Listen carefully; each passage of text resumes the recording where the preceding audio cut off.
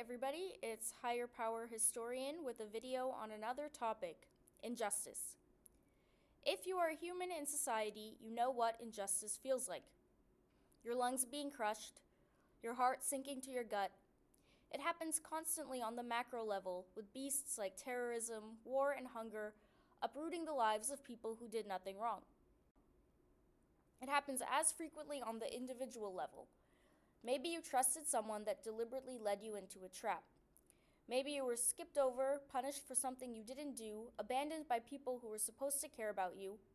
These are just a few examples that could resonate. Let's look at a really intense example from Greek mythology. In the Iliad, we meet Agamemnon, leader of the Greek army. Agamemnon's fleet is preparing to sail to battle in Troy where the Trojan War will unfold, but they can't start the voyage because the winds are too strong.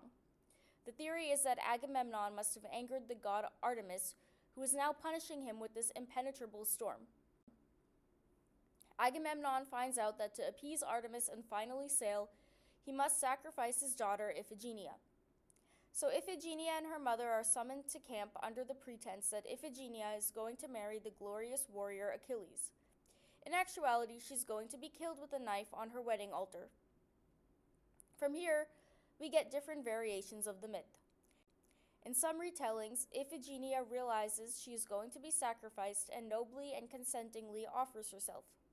In others, she is unaware of the truth and believes she is about to marry Achilles until the last possible moment when she is stabbed on the altar. In some retellings, Iphigenia dies and that's that. The sacrifice occurred. But another retelling is that Iphigenia was saved by Artemis. At the final moment on the altar, Artemis intervenes, whisks Iphigenia away, and replaces her with a golden deer. The shocking and devastating betrayal is cleanly undone by Artemis's swift, quiet, and powerful action. But here's what remains unclear. Who knows and understands that Iphigenia was saved? Again, there are different versions of the myth.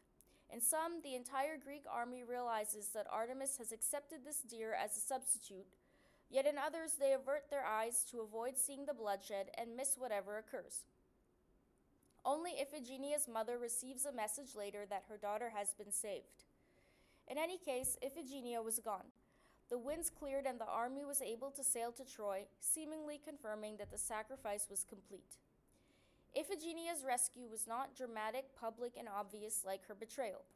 It occurred so subtly that most people, forced to look away, didn't even know. But in fact, people didn't have to know. This is an idea we can apply to modern-day discussions of injustice, more specifically, how to fight against injustice when it seems futile. First, we can recognize that we all have some power to do what Artemis did. Remember, her action only saved one person and it only took one instant, but in this story that was enough. A timely intervention, be it without fanfare and with whatever skill you can summon, can contain all the resistance in the world by giving the world to one person. It's each seemingly minute act of choosing action that combats injustice on the grandest scale. Remember, in that one moment of life or death, the only person that needed to feel Artemis's action was Iphigenia. The gift of intervention is not restricted to the divine. In fact, it renders every single human capable of divinity, capable of replicating what Artemis did for Iphigenia. Everybody else might just not see or know because they're focused on the whole impossibility of the situation. One move, even behind the scenes, is an affront to that impossibility. And on the other side of the coin, knowing that people possess the power of the divine, that people in our lives can embody Artemis, can help us survive horrible situations just like Iphigenia did. Somebody exists who will hear your side. Somebody exists who will try to help, who will give you some place to go, who will give you the right feeling, who you can place some vulnerability in. Sometimes all it takes is one person, possibly from an unexpected source, in the right moment.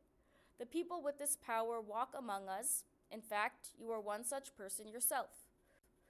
Think of any source of pain or injustice in your life, in the world. Now can you zoom out and observe all the ways that people might be trying to help or could help? These ways might not be obvious nor earth-shatteringly major, at least from our point of view, but how could they make a difference to a single person? What ideas do you have? Let me know in the comments.